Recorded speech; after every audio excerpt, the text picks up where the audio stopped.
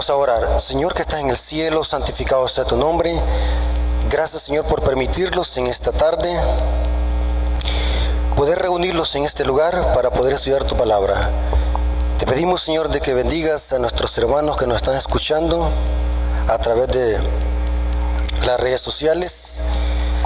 Te pedimos, Señor, de que este estudio que vamos a tener, su Santo Espíritu nos alumbre el entendimiento para que podamos interpretar tu palabra de una manera correcta. Ayúdalo, Señor, a poder discernir el texto bíblico y poder entenderlo y aplicarlo a nuestra vida. Bendice, Señor, este estudio, que tu Espíritu Santo, Señor, lo guíe a la verdad, nos convenza de pecado, de justicia y de juicio. Te lo suplicamos en el nombre de Jesús. Amén. En este estudio que vamos a tener, hermanos, quiero que estudiemos acerca de la naturaleza humana de Jesús. Así que vamos a iniciar el estudio de la palabra de nuestro Dios. Como pueden ver nuestros hermanos, atrás de mi persona tengo un mural del santuario. Lo pueden ver. Traté de enfocar el celular y la cámara para que se pudiera ver el mural. Un mural que hace algunos años lo hice. Estamos con ganas de borrarlo y volver a hacer otro nuevo con diferentes perspectivas. Pero lo interesante es de que si ustedes pueden ver el mural, lo que está alrededor, eso se le conoce como el campamento de los santos. En otras presentaciones ya les he hablado sobre eso, sobre el santuario, que todo este simbolismo, todo este edificio era una profecía compacta del Evangelio de Jesús. O sea, el que entiende esto, cada elemento del santuario, conocerá la Biblia y cualquier tema de la profecía bíblica. O sea, muchas personas cometen errores doctrinales o interpretaciones erradas porque desconocen qué es esta tipología. En esta tipología está centrado el plan de salvación en tipos y símbolos. Hay personas que ni saben qué es esto. Hay personas que dicen, bueno, ¿y eso qué es? Lo ven como un paisaje, pero no saben qué significa eso. Cada aspecto del santuario representa algo en el plan de salvación. En este caso, el campamento de los santos. Lo vamos a centrar en el campamento de los santos. El campamento de los santos, hermanos, era donde estaba todo el pueblo de Israel situado alrededor del edificio propiamente dicho. En el campamento de los santos era donde estaba situado el pueblo de Dios, las tribus de Israel. Es bien interesante, hermanos, que el campamento de los santos representa algo en el plan de salvación. El campamento de los santos, hermanos, es la base para entender el plan de salvación y el evangelio de Jesús. Es la base. No podemos llegar hasta el lugar santísimo si no pasamos primero por el campamento de los santos, donde estaba el pueblo de Dios pecador o penitente. Es muy importante eso. Quiero iniciar con una cita que está en San Juan 5:39. Noten cómo dice San Juan 5:39. Muchas veces nosotros leemos esa cita y ni sabemos qué significa, pero noten. Jesús dice, escudriñad las escrituras. Una mejor traducción es, a los fariseos les está diciendo Jesús, ustedes escudriñan las escrituras, porque a vosotros os parece que en ellas tenéis la vida eterna y ellas son las que dan testimonio de mí. Jesús, en otras palabras, le está diciendo a los fariseos, a los judíos, a los maestros de la ley, ustedes dicen que estudian las escrituras, pero no quieren venir a mí, porque ellas dan testimonio de mí. Jesús está diciendo, todas las escrituras del Antiguo Testamento hablan de mí. Esto lo podemos corroborar en los versículos 46 y 47 de San Juan. Jesús les dice a los fariseos, ustedes dicen que creen en Moisés, pero si creyesen en Moisés, creerían a mí, porque de mí escribió Moisés. En otras palabras, cuando Jesús les dice a los fariseos, ustedes escudriñan las escrituras, se estaba refiriendo a las escrituras de los escritos de Moisés, especialmente. según el contexto de las palabras de Jesús. En otras palabras, Jesús les está diciendo, todo eso que ustedes leen en los escritos de Moisés, eso habla de mí. Es una profecía compacta acerca de mí. Tanto los símbolos, historias, tipos, todo son una profecía compacta que nos señalan a Jesús. Este era el problema de los fariseos, hermanos. Los fariseos leían la Torá, leían los escritos de Moisés y nunca veían a Jesús plasmado. En lugar de ver a Jesús, se veían ellos como nación y se llenaron de orgullo, creyéndose que ellos eran los únicos de ser salvos. Pero las escrituras no eran de Israel que hablaban, eran de Jesús como la simiente de Abraham. Todas las escrituras hablaban de Jesús como el Mesías Redentor. Muy importante eso. Ahora, en este estudio vamos a ver una profecía plasmada en un sueño que tuvo Jacob. Y esta profecía nos revela lo que tiene que ver con el campamento de los santos. El campamento de los santos tiene que ver con la humanidad de Jesús, con su encarnación. Jesús bajó del cielo y se humanizó para habitar con los pecadores penitentes. Eso representa el campamento de los santos. Es muy importante que pongan estos detalles y los puedan anotar. Vamos a ver una historia tipológica que nos habla del Mesías y su obra redentora, especialmente de su encarnación o su humanidad. Esta profecía que está plasmada en un sueño que tuvo Jacob la encontramos en Génesis capítulo 28 versículo 12. Notemos lo que dice este sueño, que es una profecía compacta. Génesis capítulo 28 Génesis 28, versículo 12. Noten lo que dice este sueño que tuvo Jacob. Esto es cuando Jacob andaba siendo perseguido por su hermano Esaú, porque Jacob lo había suplantado con su primogenitura. A modo que Esaú se llenó de ira y dijo, hoy mataré a mi hermano. Y la historia dice que Jacob huyó y de tan cansado que iba, dice que le dio un terrible sueño. Y miren qué es lo que soñó. Y dice la Biblia que era tan grande el sueño que puso piedras de almohada. O sea, era para que alguien duerma en piedra de almohada, significa que tiene un sueño profundo. Estaba cansado, súper cansado.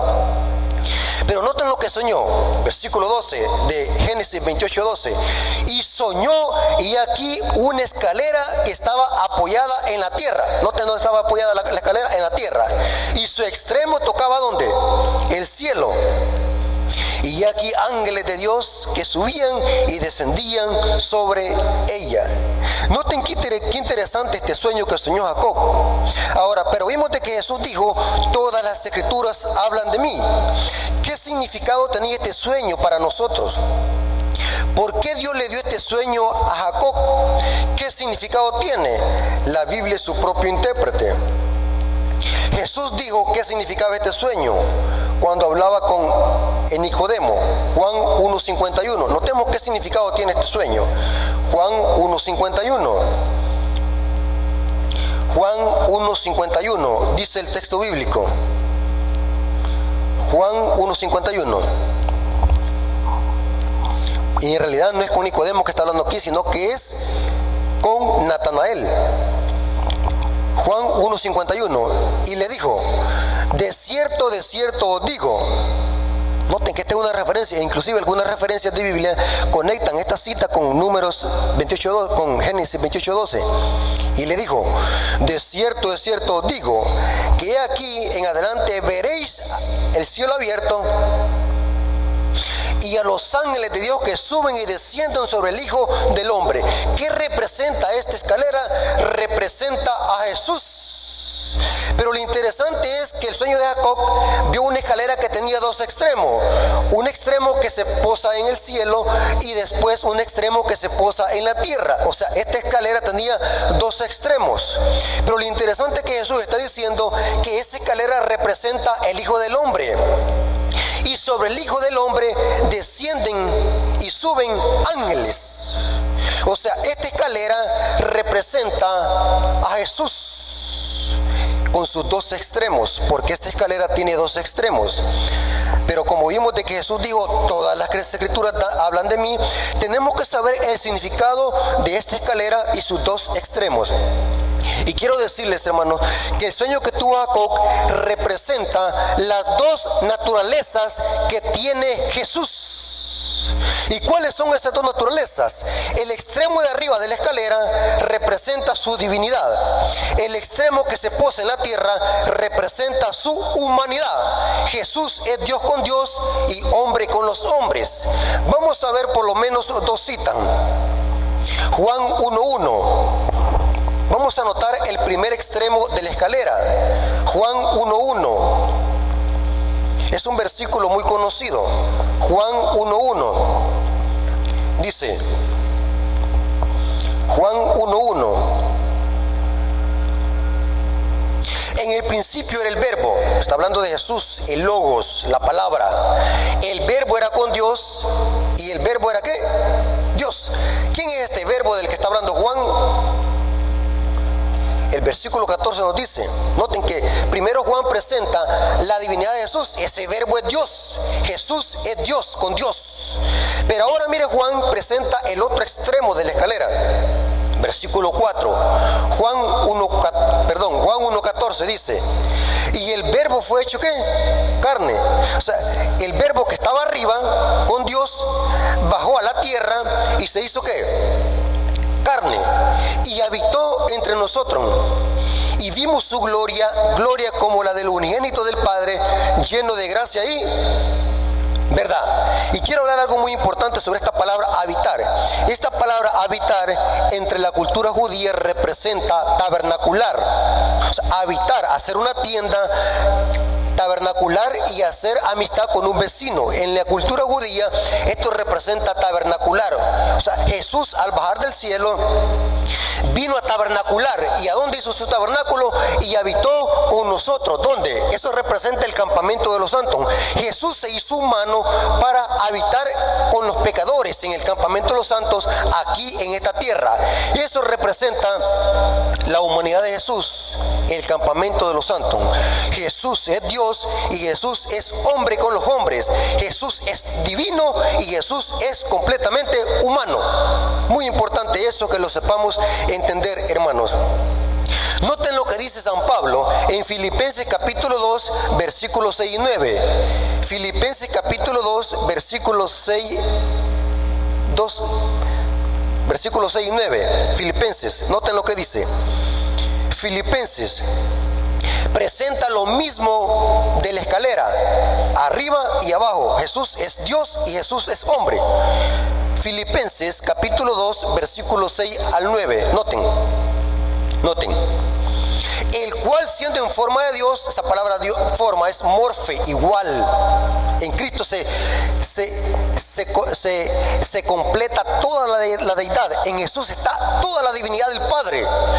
El cual, siendo en forma, griego morfe, de Dios, no estimó ser igual a Dios como cosa que se aferrase, sino que se despojó a sí mismo, tomando forma de siervo, doulos, esclavo, hecho semejante a los hombres, y estando en condición de hombre, noten, lo divino era divino, se humilló tanto que la escalera se posó en la tierra, no llegó casi, se posó en la tierra, sino que se despojó de sí mismo, tomando forma de siervo, hecho semejante a los hombres, y en condición de hombre se humilló a sí mismo. Nadie lo humilló, él se humilló a sí mismo, haciéndose obediente hasta la muerte y muerte de la cruz. Por lo cual Dios también lo exaltó hasta lo sumo y le dio un nombre sobre qué, sobre todo nombre. Y quiero aclarar algo sobre este tema, o sobre estas palabras que dice Pablo. Cuando Jesús se humanizó y descendió hasta lo más humillante de esta tierra, porque se humilló como un esclavo, Jesús no es que dejó su divinidad en el cielo. Ese es un error que he oído de algunos predicadores, algunas enseñanzas. Jesús no dejó su divinidad, se vino su divinidad con él. Lo que hizo es que esa divinidad la veló o la ocultó en un cuerpo humano, en un tabernáculo humano, ¿Me estoy dando a explicar? No es que dejó su divinidad y aquí se vino otra cosa. No, su divinidad y su humanidad estaban en un solo cuerpo, unidos. Cristo es Dios y Cristo es hombre, pero su divinidad la veló o la ocultó en un tabernáculo humano. ¿Por qué razón? Si Jesús hubiese venido como Dios a esta tierra y en todo su esplendor, en lugar de venir a salvar al pecador, hubiese venido a matarlo, porque nadie puede ver a Dios y viva, porque nuestra naturaleza pecaminosa no permite que nosotros podamos ver la gloria de Dios en toda su magnificencia. Por eso es que Dios se comunicaba con Moisés detrás de una nube. Esa nube representa la humanidad de Jesús. Jesús veló su divinidad en un cuerpo humano, porque solamente así podía salvar al pecador y llegar a vivir con el pecador en el campamento de los santos. Muy interesante eso. Estando en condición de hombre, se humilló a sí mismo. Se hizo un esclavo. Todo por amor a nosotros. Es muy importante. Aunque Jesús es Dios y hombre al mismo tiempo, vivió en esta tierra con una humanidad en toda su entereza. El apóstol Pablo dice en Colosenses 2:9, dice, porque en él habita corporalmente toda la plenitud de la deidad. O sea que en Jesús está todos los atributos divinos de Dios el Padre. En otras palabras, Jesús es Dios, como lo presenta Pablo. Es igual a Dios. La transgresión había sido tan grande que solamente uno igual a Dios podía pagar la deuda que la ley demandaba. La ley demandaba justicia y muerte eterna, y nadie podía pagar lo que la ley demandaba. Ningún ángel, ningún habitante de los otros mundos, nadie. Solamente uno igual a Dios podía pagar lo que la ley demandaba. Muy importante eso, que sepamos entenderlo. Voy a leerle varias citas del Espíritu de Profecía, donde el Espíritu de Profecía armoniza perfectamente con lo que dice la Biblia. Noten lo que dice Testimonios Selectos del 20 de enero de 1898. En Cristo moraba toda la plenitud de la deidad, pero la única forma en que podía llegar hasta los hombres era velando su gloria, noten, mediante un manto de humanidad. Los ángeles contemplaron el ocultamiento de su gloria para que la divinidad pudiera tocar a la humanidad. Cristo siempre odió de todo corazón el pecado, noten, pero amaba a los que habían comprado su sangre. Sufrió en lugar de los hombres pecadores, llevándolos a estar en comunión consigo mismo. Este es el misterio en que anhelan mirar los ángeles. Desean saber cómo Cristo pudo vivir y trabajar en un mundo caído. Cómo pudo mezclarse con la humanidad pecadora. Pero para ellos era un misterio que aquel que odiaba el pecado con intenso odio sentiría la más tierna, compasiva simpatía por los seres que cometían pecado. Qué grande amor, hermanos, que no tiene explicación, un amor que no se puede medir, que nunca jamás lo podemos llegar a comprender. Ese Dios que odia el pecado bajó del cielo para tomar nuestro lugar, solamente por salvar a un vil pecador, que lo único que merecíamos nosotros es la muerte. Nosotros no merecemos el cielo, nosotros merecemos morir, pero Cristo en su gran misericordia se humanizó para pagar la deuda que merecía pagar el ser humano, que era la muerte eterna. Noten cómo dice el devocional Exaltad a Jesús, página 68, párrafo 5, dice: pero aunque la palabra de Dios se refiere a la humanidad de Cristo mientras estuvo en la tierra, también habla decididamente acerca de su preexistencia. La palabra, el verbo, existía como un ser divino, como el mismo eterno Hijo de Dios, en unión con el Padre, siendo uno con Él. Desde la eternidad se constituyó el mediador del pacto. la persona en quien serían benditas todas las naciones de la tierra, tanto judíos como gentiles, si tan solo aceptaban el verbo con Dios. El verbo era Dios.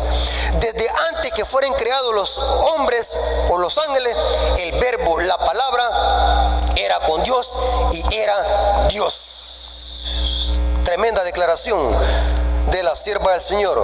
Otra cita, deseado toda la gente, página 16, párrafo 1, dice lo siguiente: por su humanidad, Cristo tocaba a la humanidad. Noten, una referencia al campamento de los santos y a la escalera que se posó en la tierra.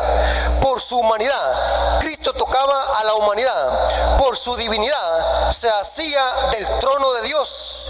Como hijo del hombre, nos dio un ejemplo de obediencia. Eso representa el campamento de los santos, que Cristo es nuestro ejemplo de obediencia. Como hijo de Dios, Dios imparte poder para obedecer. Fue Cristo quien habló a Moisés desde la zarza en el monte Horeb diciendo: yo soy el que soy. Así dirás a los hijos de Israel: yo soy, me ha enviado a vosotros. Éxodo 3:14. Tal era la garantía de la liberación de Israel. Asimismo, cuando vino en semejanza de hombres, noten, se declaró: yo soy. El niño de Belén, el manso y humilde Salvador, es Dios manifestado en carne. 1 Timoteo 3:16. Y a nosotros se nos dice: yo soy el buen pastor, yo soy el pan de vida, yo soy el camino, la verdad y la vida. Toda potestad se me es dada en el cielo y en la tierra. Yo soy la seguridad de toda promesa. Yo soy, no tengas miedo.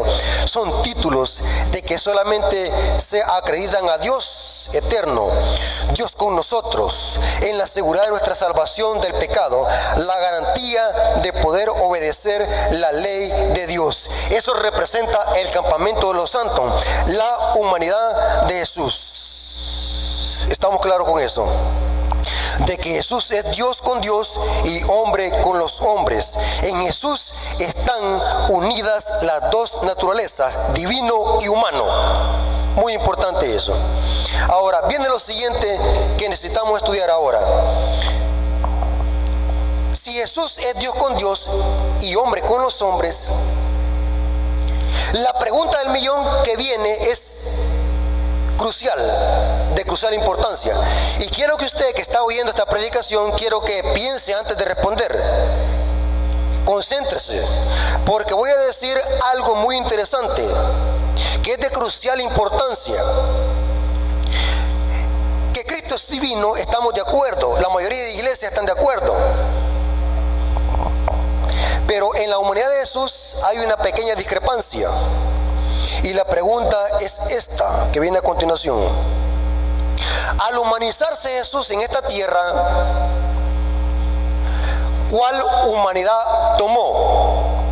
¿La de Adán antes de su caída o la de Adán después de su caída?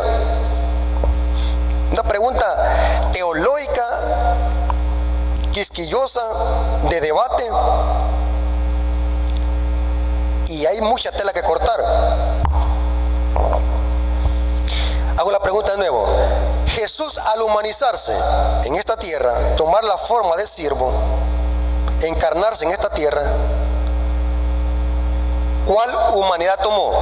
¿La de Adán antes de su caída o la de Adán después de su caída? Muy importante. Y quiero decirles algo muy importante a nuestros hermanos que me están escuchando a través del internet. Lo siguiente: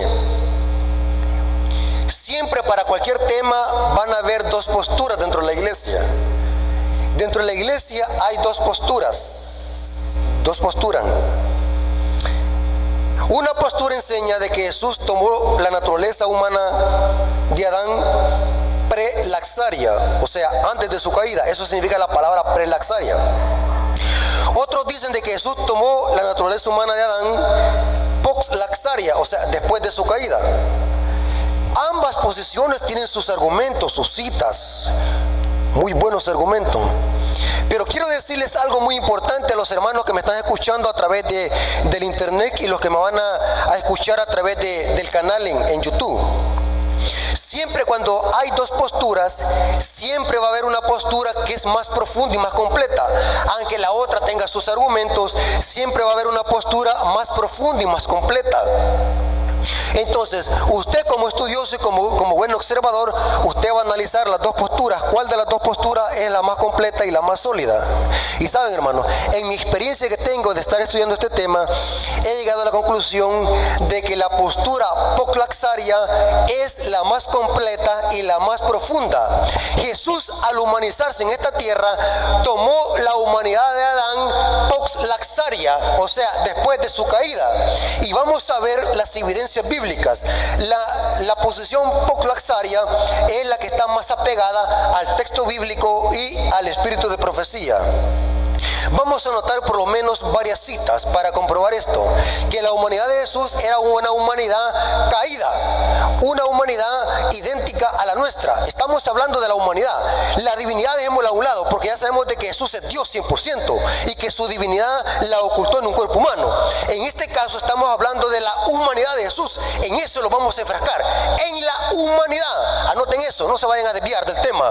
La humanidad de Jesús vamos a estudiar en este momento. Vamos a ver qué es lo que dice la Biblia y vamos a notar que todas las referencias bíblicas que da la Biblia, todas tienen que ver con una humanidad caída. Jesús tomó una naturaleza humana caída. Vamos a ver la primera cita, Romanos 8:3. Romanos 8:3 dice lo siguiente el apóstol Pablo. Romanos 8:3, noten. Porque lo que era imposible para la ley, por cuanto era débil por la carne, Dios, noten, enviando a su Hijo a semejanza de carne de pecado. ¿Cuál carne tenía Jesús? Carne pecaminosa, carne de pecado. Y a causa del pecado, condenó el pecado en la carne. Según este texto, ¿cómo Jesús venció el pecado? ¿Como Dios o como hombre? Pablo está diciendo que condenó el pecado en la carne. No está diciendo que lo condenó como Dios. Si Jesús hubiese querido vencer el pecado y el diablo como Dios, no hubiese tenido necesidad de humanizarse, lo hubiese hecho desde el cielo.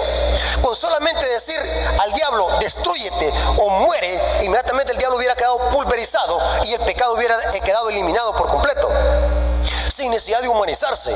Pero aquí Pablo dice que Dios mandó a Jesús en forma de carne de pecado para condenar el pecado en la carne.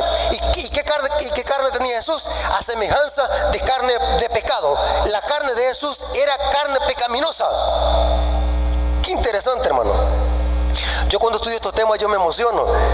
Noten lo que dice el apóstol Pablo en Hebreos capítulo 2, versículo 14. ¿Cuál humanidad tomó Jesús? Y vamos a ver de que siempre la Biblia presenta de que Jesús tomó nuestra naturaleza, una humanidad caída, idéntica a la nuestra. Noten lo que dice Hebreos 2.14. Hebreos 2.14. Así que por cuanto los hijos participaron de carne y sangre, noten, aquí no está hablando de su divinidad, está hablando de la humanidad. Así que por cuanto los hijos participaron de carne y sangre, ¿quiénes son los que tienen carne y sangre? Dios no tiene carne y sangre, Dios es espíritu. Aquí está hablando de humanos. Por cuanto los hijos participaron de carne y sangre, Él también participó ¿de qué? De lo mismo. Repita conmigo, de lo mismo. Repítalo, de lo mismo. Para destruir, noten, ¿para qué participó de lo mismo? Para destruir por medio de la muerte al que tenía el imperio de la muerte. ¿Esto qué? Al diablo. ¿Cómo dice Pablo que Jesús venció al diablo? En carne y sangre. Se humanizó, participó de lo mismo para vencer al que tenía el imperio de la muerte, esto es, al diablo. ¿Y cómo lo venció? Con nuestra naturaleza humana.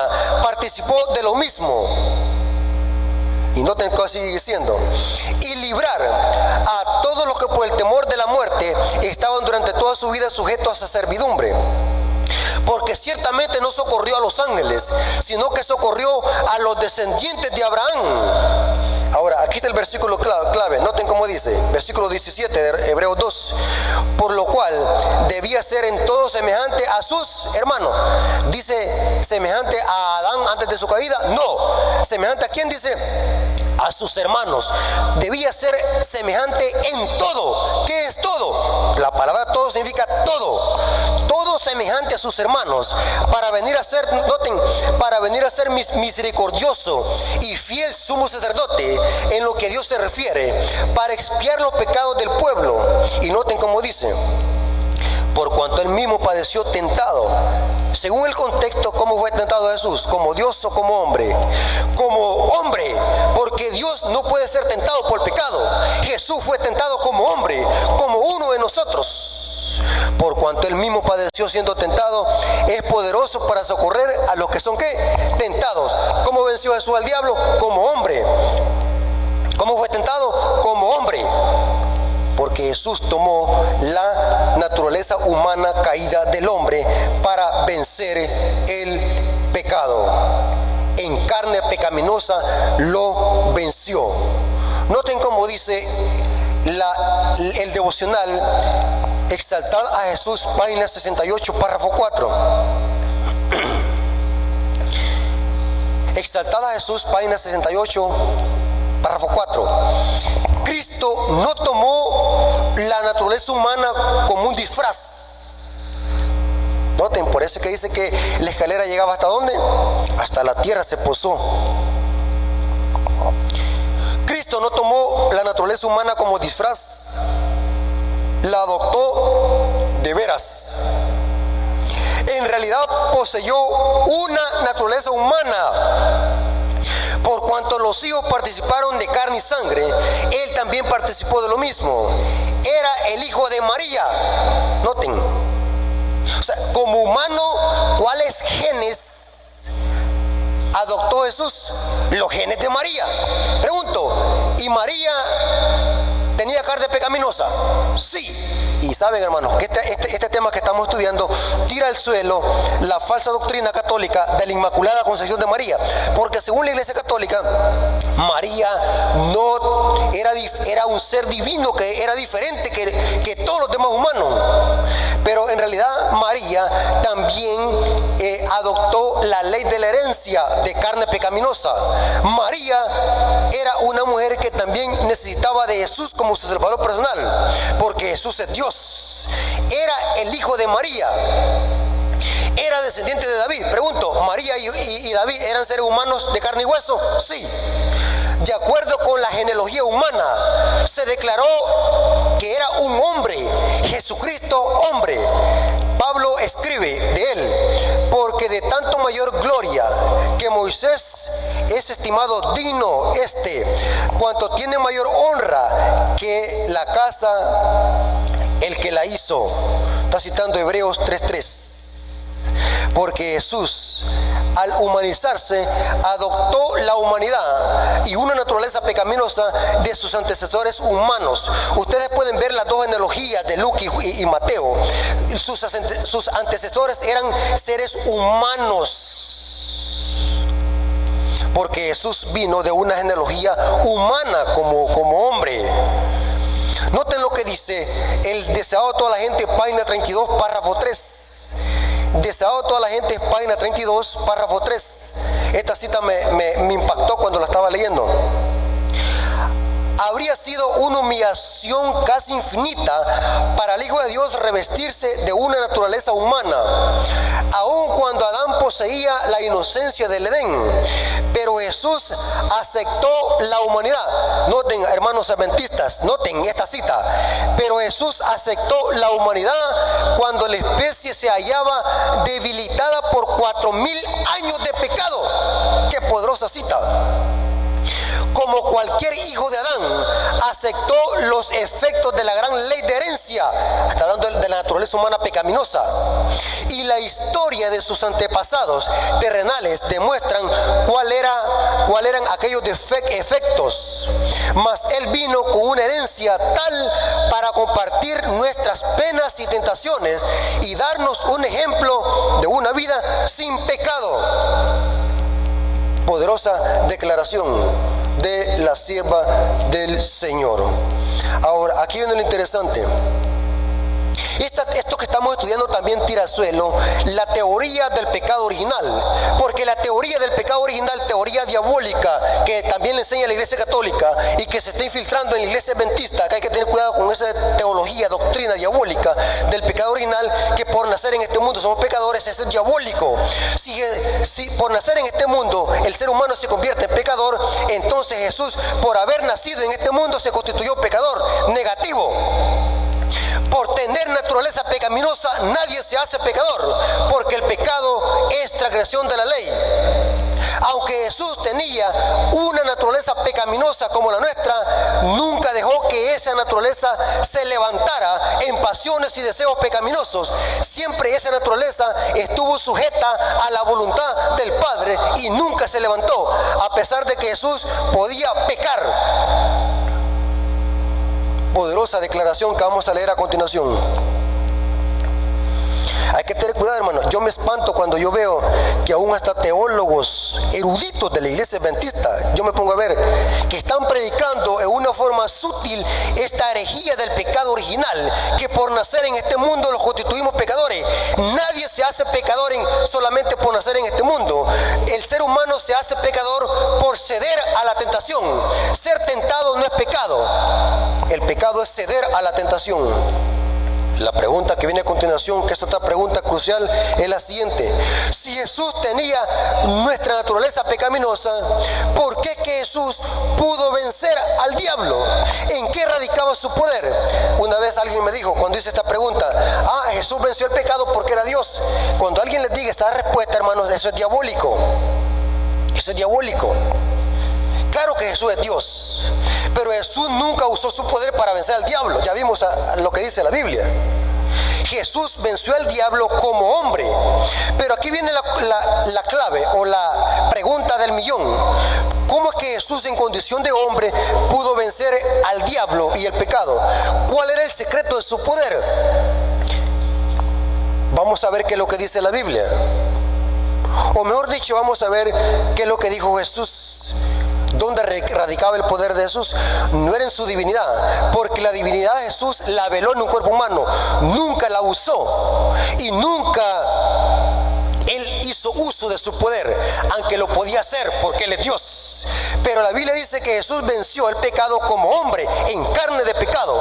Pero la pregunta que necesitamos responder es, ¿cómo que Jesús tuvo ese éxito? ¿Cuál fue el secreto del poder de Jesús? ¿Acaso nosotros tenemos que saber cuál es el secreto para hacer uso de ese poder y de ese secreto? ¿Cómo que Jesús venció al diablo? ¿Y cómo Jesús venció el pecado? Vamos a ver por lo menos dos citas. Juan 5:19, versículo 20. Y vamos a ver el secreto del poder de Jesús. No radicaba en su divinidad, aunque en Él estaba. El secreto de Jesús radicaba en la estrecha comunión con el Padre. Era el Padre obrando ese poder en el Hijo. Juan 5:19 al 20. Respondiendo entonces Jesús les dijo: de cierto os digo, no puede el Hijo hacer nada por sí mismo. Noten, Jesús está hablando como hombre, vivió como hombre.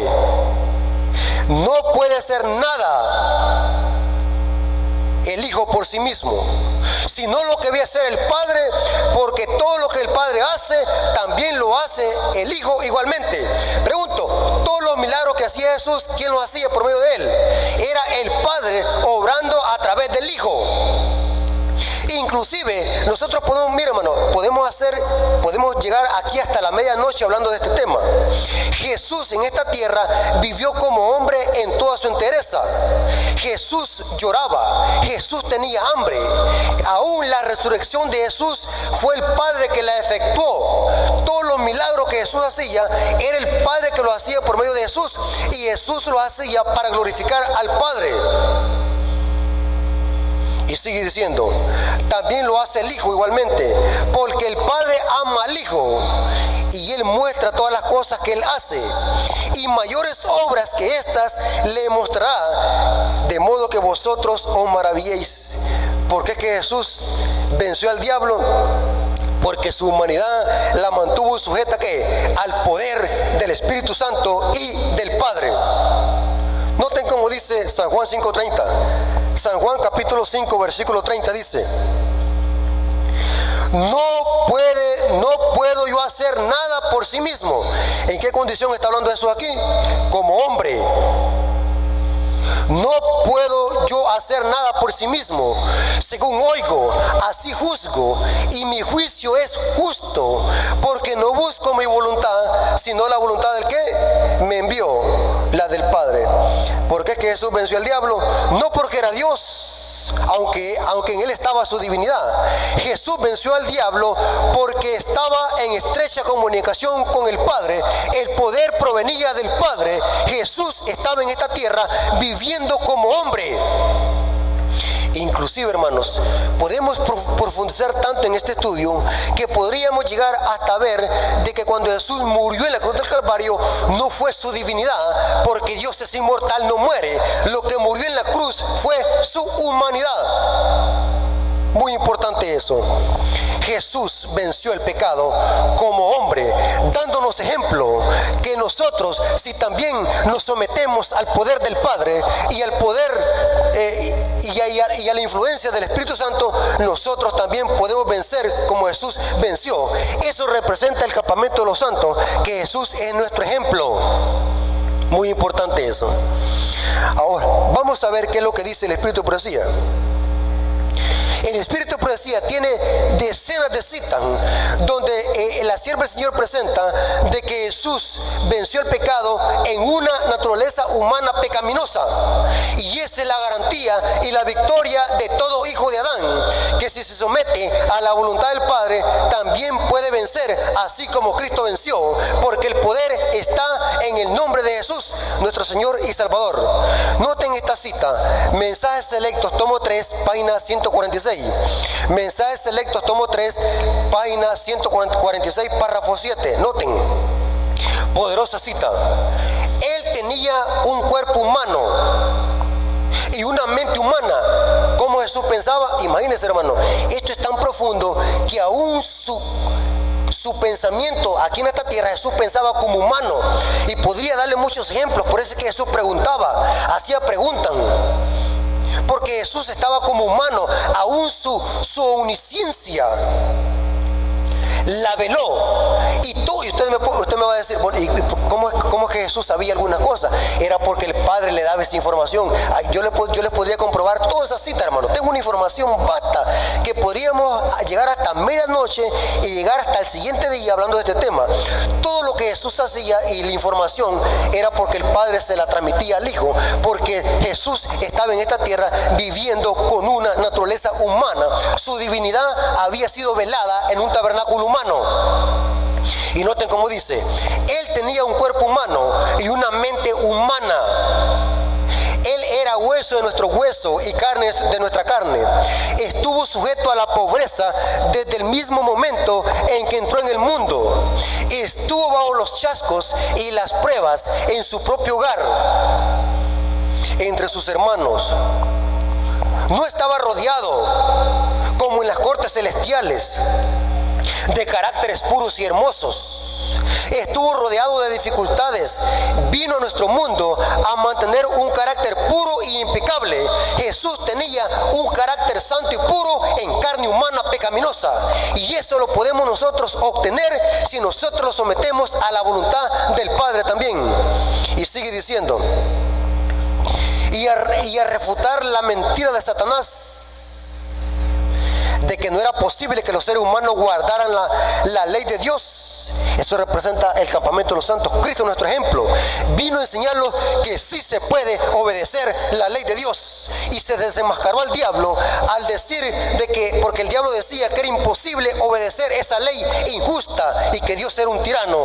Jesús vino a desenmascararlo y vino a darnos un ejemplo que todo hijo de Adán que se somete a la voluntad del Padre puede obedecer la santa ley de Dios. Jesús es nuestro ejemplo. Y sigue diciendo: Cristo vino a vivir la ley en su carácter humano, exactamente de la misma manera que todos pueden cumplirla en la naturaleza humana si hacen lo que Cristo hizo. ¿Y qué es lo que Cristo hizo? Se sometía al poder vivificador del Padre, oraba al Padre. Por eso es que Jesús oraba. Dios no ora a nadie, pero Jesús oraba porque estaba en condición de hombre. Y sigue diciendo, Él había inspirado a los hombres santos de la antigüedad a escribir para beneficio del hombre. Y dice, oh, forzará a alguien mi fortaleza, haga paz conmigo y haga paz conmigo. Otra cita, Mensajes Selectos, tomo 3, página 149. Mensajes Selectos, tomo 3, página 149 dice, si no hay posibilidad de ceder a la tentación, no es tentación. La tentación se resiste cuando el hombre se ve poderosamente persuadido a cometer la acción errónea. Pregunto, ¿Jesús era tentado? Sí. ¿Podía ceder si Jesús quería? Sí. Pero ¿por qué Jesús no cedió? Aunque podía, porque Jesús, cuando la tentación venía, decía, escrito está. O sea, ser tentado no es pecado. El pecado está en ceder a la tentación. Y eso pasó con Jesús. Jesús, aunque fue tentado como hombre, nunca pecó, porque Él estaba vitalizado con el poder del Padre, oraba día y noche y estudiaba las Escrituras para poder resistir a las tentaciones del diablo. Sabiendo, y sigue diciendo, la tentación no se resiste cuando el hombre se ve poderosamente persuadido a cometer la acción errónea. Y sabiendo que él puede cometerla, resiste por la fe, aferrándose firmemente al poder divino. ¿Qué es lo que hacía Jesús? Se aferraba también al poder divino del Padre. Esta fue la prueba por la cual Cristo pasó. Qué poderosa cita. Otra cita, Mensajes Selectos, tomo 3, página 51. Mensajes Selectos, tomo 3, página 151 dice, aunque no tenía ninguna mancha de pecado en su carácter, condescendió en relacionar nuestra naturaleza humana caída con su divinidad. Al tomar sobre sí mismo la humanidad, honró a la humanidad. Al tomar nuestra naturaleza caída, noten cómo termina, mostró lo que ésta podría llegar a ser si aceptaba la amplia provisión que Él había hecho para ello y llegaba a ser partícipe de la naturaleza divina. Podemos nosotros también vencer como Jesús lo hizo si nosotros nos sometemos a la voluntad del Padre. Otra cita, Mensajes Selectos, tomo 3, página 154. El Hijo de Dios se colocó en lugar del pecador y caminó por el mismo terreno en donde Adán pecó y soportó la tentación en el desierto, que era 100 veces más fuerte de la que alguna vez tendría que soportar la raza humana. Terrible, hermano, terrible. O sea que la tentación de Jesús en el desierto fue más poderosa que la de Adán en un paraíso puro donde había comida y que aún no había entrado el pecado, en una carne santa de Adán. Pero Jesús es bien diferente. Jesús fue tentado en una naturaleza humana caída cuando no había nada que comer en el desierto. Fue poderosamente tentado, pero Jesús venció porque el poder de Jesús estaba en estrecha comunicación con el Padre. Y sigue diciendo, y soportó la tentación en el desierto, que era 100 veces más fuerte de la que alguna vez tendría que soportar la raza humana. Noten, 100 veces más fuerte. Jesús resistió las tentaciones de Satanás de la misma manera que cualquier alma tentada puede resistir, remitiéndola al registro inspirado diciendo, escrito está. ¿Por qué venció Jesús al diablo? No porque era Dios, aunque Él era. El poder de Jesús radicaba en la palabra del Padre. Escrito está. Poderosa cita. Otra cita, Mensajes Selectos, tomo 3, página 162. Cristo, el segundo Adán. Saben de que Pablo en Romanos capítulo 5 a Jesús lo compara con el segundo Adán. ¿Por qué el segundo Adán? Sencillo, porque el pecado había entrado por un hombre y la salvación tenía que venir por otro hombre. Y saben, el Espíritu Precioso dice que el diablo, al ver de que el Hijo de Dios se humanizó, tomó forma de hombre, dijo, hoy lo voy a hacer caer como hice caer al primer Adán. Y sabía el diablo, hermano, ¿usted cree que el diablo no conoce la Biblia? El diablo es el mejor erudito de la Escritura. Sabía que Jesús había condescendido a tomar forma humana y que por nada del mundo iba a usar su poder. Jesús tendría que vencer el pecado como hombre. El diablo aprovechó esa condición para tentarlo, pero no se dio cuenta, al diablo se le olvidó que Jesús era el Hijo de Dios, que estaba estrechamente unido con el Padre, y que Jesús iba a salir victorioso porque usaría las Escrituras. El segundo Adán, Cristo, el segundo Adán, vino a semejanza de carne de pecado. En favor del hombre se sujetó al dolor. A Dios no le duele el cuerpo, pero aquí dice que Jesús se sujetó al dolor. Al cansancio, Dios no se cansa, dice Isaías, pero aquí dice que Jesús se cansó. Al cansancio del hombre, a la sed, o sea que le daba ganas de beber agua. A Dios no le da ganas de beber agua, pero a Jesús le dio ganas de beber agua. Inclusive Jesús lloraba. Dios no llora ni le salen lágrimas. Estaba sujeto a la tentación. A Dios no lo puede nadie tentar, solamente a los humanos caídos pueden ser tentados, a un ser humano. Pero no se rindió al pecado. Ninguna mancha de pecado estaba sobre él. Declaró: he guardado los mandamientos de mi Padre. ¿Por qué Jesús venció el pecado? Porque guardó los mandamientos del Padre. En mi vida terrenal, Juan 15:10, él tenía poder infinito solamente porque era perfectamente obediente a la voluntad de su Padre. Noten por qué Jesús tuvo victoria en el pecado: porque era obediente y se sujetaba a la voluntad del Padre. El segundo Adán soportó la prueba y la tentación para llegar a ser dueño de toda la humanidad. ¿Podemos nosotros hacer eso? Sí. Por eso es que Jesús nos dio nuestro ejemplo en el campamento de los santos. ¿Podemos vencer como Jesús venció? Sí, si nosotros lo sujetamos al poder del Padre, también nosotros podemos vencer. ¿Se acuerdan un versículo que Pablo dice? Todo lo puedo en Cristo que me fortalece. ¿Podemos vencer? ¿Hay alguna cosa que no podamos vencer? ¿Hay algún pecado que no se pueda vencer? En el nombre de Jesús, todo se puede vencer. El poder está en la victoria de Jesús, y Jesús es nuestro ejemplo. Noten cómo dice el libro de Judas. Judas 1:14. Ay, hermanos, lástima que por falta de tiempo no puedo extenderme en esto, pero hermano, está entrando una teoría diabólica en la iglesia que la están predicando en los púlpitos adventistas, que el ser humano va a pecar hasta que Jesús venga, que cuando Jesús venga por segunda vez viene a perdonar pecado. Esa es una doctrina diabólica. Antes de que cierre la puerta de la gracia, Dios tendrá una generación perfecta que reflejará plenamente el carácter de Cristo, dice el Espíritu de Profecía, y la Biblia también lo presenta. Eso significa estar sellado. Y saben, hermano, tengo una vasta información sobre eso, porque la doctrina del pecado original lleva un error a otro error.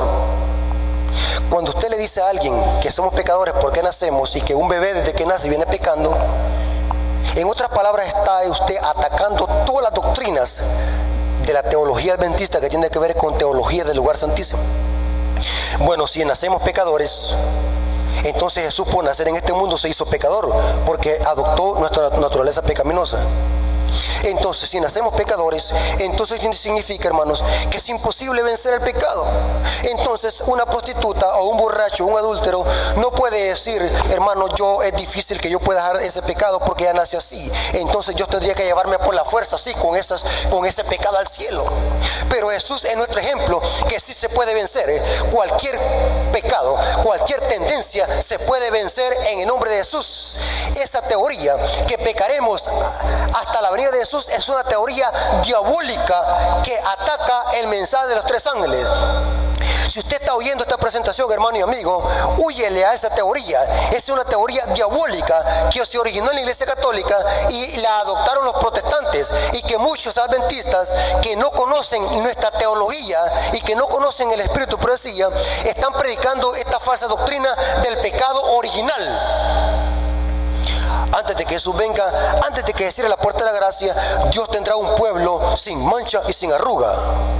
Lo que viene a hacer Jesús cuando viene por segunda vez, no viene a perdonar pecado, viene a cambiar nuestra naturaleza humana pecaminosa, que eso no es pecado, y que transformará nuestros cuerpos corruptibles e incorruptibles.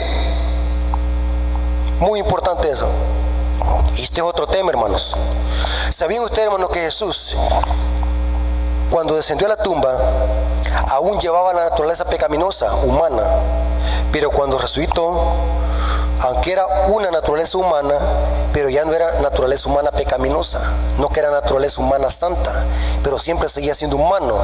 Tengo un estudio profundo sobre eso basado en Lucas capítulo 23, 24, donde Jesús se les apareció a los discípulos y se les dijo: yo soy humano, toquen mi cuerpo, y hasta comió. Porque Jesús, según el Espíritu Profecía y las referencias bíblicas, Jesús por la humanidad, por la eternidad, será un humano por la eternidad. Qué gran amor para con nosotros. Jesús es nuestro ejemplo y nuestra garantía, que si también nosotros nos sujetamos a la voluntad del Padre, nosotros podemos vencer en su nombre. Noten lo que dice Judas 1:24, y con esta cita quiero terminar. Judas 1:24: y aquel que es poderoso para guardarlos sin caída y presentaros sin mancha delante de su gloria, de su gran gloria. El único sabio. Noten, hay poder en Jesús. Hay poder en Jesús para vencer el pecado. Hay poder en Jesús para vencer cualquier tendencia. Sí.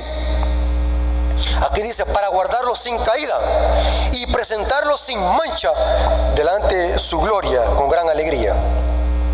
Al único sabio y nuestro Salvador sea la gloria, majestad e imperio y potencia, ahora y por todos los siglos. Amén. ¿Hay victoria en Jesús? Sí. En Jesús está la garantía de nuestra salvación, porque Jesús nos dio un ejemplo que todo hijo de Adán que se somete a la voluntad del Padre puede vencer el pecado y serle fiel a Dios, aún viviendo en este mundo en una generación perversa y maligna. Jesús es nuestra garantía, Jesús es nuestro ejemplo, para que en el nombre de Jesús se doble toda rodilla de los que están en el cielo, en la tierra y debajo de la tierra. A Él sea la honra y la gloria por los siglos de los siglos. Amén. Dios les bendiga, hermanos, y hasta aquí ha llegado este estudio. Vamos a orar para terminar. Señor que estás en el cielo, gracias por tu palabra, gracias porque nos hemos dado cuenta a la luz de la Biblia y el Espíritu Profecía que tú por amor a nosotros te hiciste humano para darnos un ejemplo de victoria, que todo hijo de Adán, por muy deplorable que sea su condición, que si se somete al poder vivificador del Padre, podemos vencer a Satanás y sus huestes. Un hijo de Dios, por muy débil que sea, pero si se somete al poder divino, tiene más poder que cualquier demonio, porque en el nombre de Jesús está el poder. Gracias, Señor, por darnos ese ejemplo. Gracias, Señor, por ser nuestro ejemplo y venir a morir en la cruz del Calvario para destruir al diablo y al mismo tiempo desenmascararlo y enseñarlos que sí se puede obedecer tu santa ley. Señor, gracias por tu misericordia, gracias por tu palabra, porque es una guía segura contra los engaños del diablo.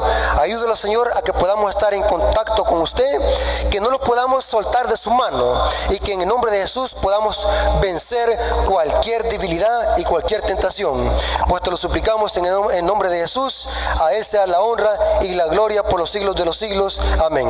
Dios les bendiga, hermanos y amigos, y la honra y la gloria sea por nuestro Dios. Dios les bendiga. Un saludo desde El Salvador.